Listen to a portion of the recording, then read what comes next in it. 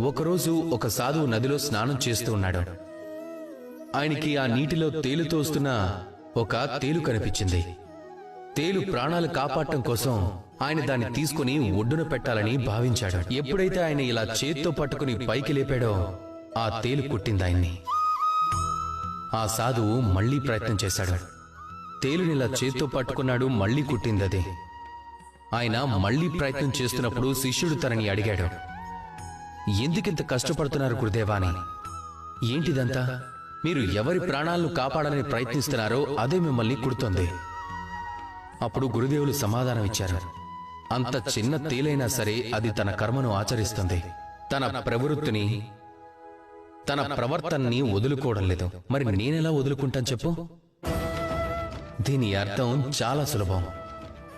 లోకంలో కొంతమంది ఉంటారు, చెడ్డవారై ఉంటారు, దుష్టులై ఉంటారు. ఎవరు ఎంత చెప్పినా వారిలో మార్పు రాదు, ఎప్పటికీ వారిలో పరివర్తన కలగదు. అలాగని మనం మన కర్మను ఆచరించడం మానకూడదు, మనం ప్రయత్నం చేయడం కూడా మానకూడదు. అలానే మనం వెనుకంజ వేయకూడదు.